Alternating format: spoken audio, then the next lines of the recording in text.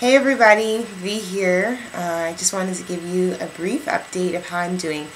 Today or tomorrow I'm going to be 9 months into my withdrawal. I can't believe I'm finally at that point. I look forward to being a year. I think it's going to be good at a year. How am I doing? So, some excitement. Look at my face. Does anyone notice anything? Well, if you can't figure it out because it's a really crappy camera and bad lighting, my upper lip is almost better. And my lower lip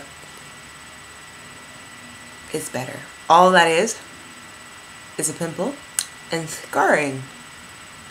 But it's gone. Another positive thing that has happened is my lips are getting pink again. They were so black before.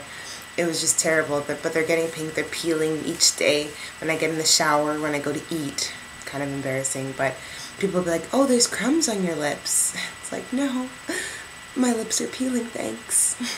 Anyway, so I guess that's an exciting thing. The upper lip healing and like this area, I think it all, because I just kind of slather the hemp seed oil all over just this section. Sorry, hemp seed butter.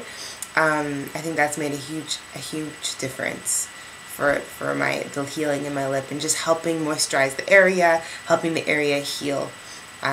So hence I'm not doing the moisture withdrawal anymore. It was just, you know what hit me is it was starting to affect my face. All here was starting to get really weird. My forehead, I'm still recuperating, and my eyes, I was getting the same thing that's happening to my upper lip is starting to happen on my eyes. And homie, don't play that. I just can't deal with the full face withdrawal. My neck, my arms, my hands, sometimes my back, that's enough. I can't do. And if it's, I felt like it was going to be exactly the way my lips are here. And I'm like, no, I can't. So I did decide to go back to moisturizer. I use a Vino lotion. And I've just been using the hemp seed butter here. I tried to put some butters in other places and I got really itchy. I don't know if that was just because I did it. I don't know why. But the hemp seed butter doesn't bother this area, so I'm just going to continue to use it here. And Avena everywhere else. I use calendula. Say that 5 times fast. Calendula or calendula, however you wonderful folks want to say it. Soap. I was using the black soap. No, it's not doing anything. Just drying me out. Yes, it was healing up the skin, but then I would dry out and rip my skin back open. So forget it. I'm done. Basically, from here on out, I'm just going to do what's working for me. I'm not in the mood anymore to try new things. I'm not in the mood to experiment. 9 months in, the last 2 weeks, 3 weeks that I was doing the withdrawal, I was miserable. My poor family was suffering because of it. They dealt with this for the last 9 months. I just felt bad. So I'm just basically doing whatever I can to keep myself comfortable. And maybe I wish I had done the moisture withdrawal at the beginning because I had more strength maybe to deal with the drama of this. But right now, I just don't. I don't anymore. I'm done. I feel so insecure and sad about how I look, and I just can't be bothered, you know. But I really, if you're doing it, go for it. It makes complete sense. It seems like a wonderful thing, and I just wish I could do it right now, but I really can't. And I'm just hoping I'll still heal anyway. I think so. Since I've started my withdrawal, I can't really say anything has gotten better than before, like when I had eczema. So I had a withdrawal, my whole body flared, my legs, everything. I went completely red, itchy, bumpy, hivey. That is all subsided. But the places that are worse, or the worst, sorry, are the places that I put the most topical steroids, which makes sense. And those areas have not improved, being my hands. They've only gotten worse, actually. Like, for example, is it this one? Yeah. This used to be like a small little circle, and now it's just joined with all this skin. So my hands, my neck, My arms, I think they're probably doing the best this week. My arms, they're happy to have the Aveeno back on them. And my upper lip.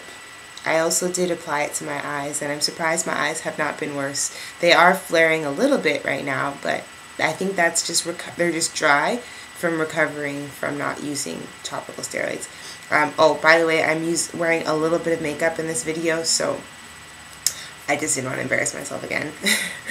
And I'm planning on going outside of my house today, so I don't want to look like that much of a freak show.